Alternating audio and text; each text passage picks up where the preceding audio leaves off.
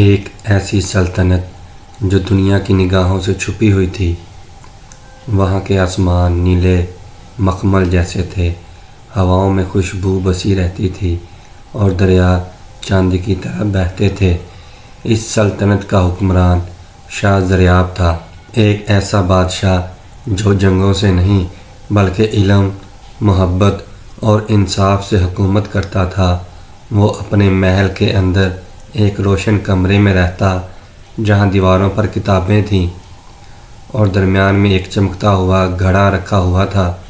یہ گھڑا عام گھڑا نہ تھا بلکہ صدیوں پرانی ایک صوفی دعا کا نتیجہ تھا جس میں روشنی قید تھی۔ یہ روشنی نہ بولتی تھی نہ ہلتی، لیکن جب کوئی سچا شخص اس کے قریب آتا تو وہ خود بخود روشن ہو جاتی۔ یہ گھڑا بادشاہ کو ایک درویش فقیر نے دیا تھا۔ اس نے کہا تھا، اس گھڑے میں سچ کا نور ہے، اگر تم کبھی لوگوں کے دل جانچنا چاہو تو یہ تمہاری رہنمائی کرے گا۔ بادشاہ نے برسوں تک اس راز کو چھپائے رکھا۔ وہ جانتا تھا کہ سچائی کا وزن ہر دل نہیں اٹھا سکتا، مگر وقت بدلا اور بادشاہ نے دیکھا کہ سلطنت میں دولت، شہرت اور دکھاوے نے لوگوں کو سچ سے دور کر دیا ہے۔ اس نے اپنے وزیر سے مشورہ کیا، وقت آ گیا ہے کہ گھڑے کو عوام کے سامنے لایا جائے تاکہ سچ اور جھوٹ کا فرق سب کے لیے ظاہر ہو۔ اگلے دن شاہی دربار میں ایک اعلان ہوا، کل میدان عام میں ہر وہ شخص آ سکتا ہے جو اپنے دل کی بات اس گھڑے کے سامنے کہنا چاہے۔ گھڑا خود فیصلہ کرے گا کہ کون سچا ہے۔ یہ اعلان سنتے ہی پورے نورستان میں چہمگوئیاں شروع ہو گئیں۔ کوئی خوش تھا، کوئی ڈرا ہوا اور کچھ ایسے بھی تھے جو اسے مذاق سمجھتے تھے۔ جب دن نکلا تو شاہی میدان لوگوں سے بھر چکا تھا۔ بادشاہ زریاب اپنے وزیر اور محافظوں کے ساتھ آیا اور گھڑے کو ایک سنہری تخت پر رکھ دیا۔ وہ گھڑا روشنی کے بغیر تھا، جیسے کوئی نیند میں ہو۔ بادشاہ نے اشارہ کیا اور پہلا شخص سامنے آیا، ایک امیر تاجر جو محل کا قریبی سمجھا جاتا تھا۔ اس نے کہا، میں نے ہمیشہ ایمانداری سے تجارت کی ہے، میرے دل میں کبھی لالچ نہیں آیا۔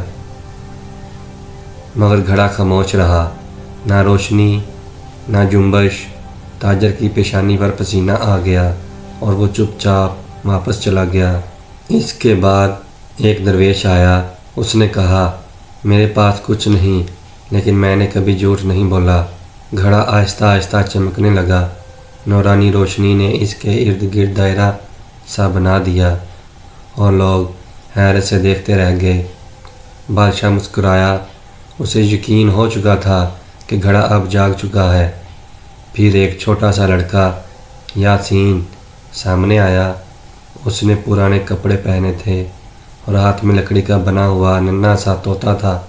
اس نے جھک کر کہا، میں نے کسی کا برا نہیں کیا، لیکن اکثر دل میں یہ خیال آتا ہے کہ میں زیادہ مدد نہیں کر سکا، کیا یہ خود غرضی ہے؟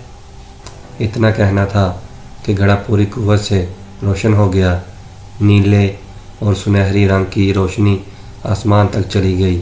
لوگوں نے آنکھوں پر ہاتھ رکھ لیے، کچھ سجدے میں گر پڑے۔ بادشاہ کی آنکھوں میں حیرت اور خوشی دونوں تھیں۔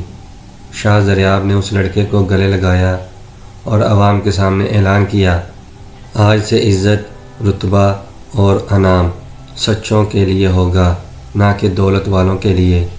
اس کے بعد گھڑے کو شاہی محل سے نکال کر عوامی کتب خانے میں رکھ دیا گیا تاکہ ہر شخص اس سے فیض حاصل کر سکے۔ یاسین کو محل میں بلایا گیا، اسے علم سکھایا گیا اور وہ شاہی مشیر بن گیا۔ اس کے لکڑی کے طوطے سے ایک دن اچانک روشنی نکلنے لگی۔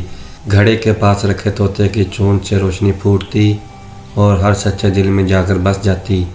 لوگ اب دولت سے نہیں، دل کی صفائی سے ایک دوسرے کو پہچاننے لگے۔ تو یہ کہانی ہمیں سکھاتی ہے کہ سچائی کو کسی جادو یا لاٹھی کی ضرورت نہیں ہوتی، وہ خود روشنی بن کر ظاہر ہوتی ہے۔ اور سب سے بڑی طاقت یہ ہے کہ انسان اپنے دل سے جھوٹ کو نکال دے، کیونکہ سچا دل اصل بادشاہی رکھتا ہے۔ اگر آپ کو میری کہانی اچھی لگی تو ویڈیو کو لائک کریں، میرے چینل کو سبسکرائب کریں اور زیادہ سے زیادہ شیئر کریں۔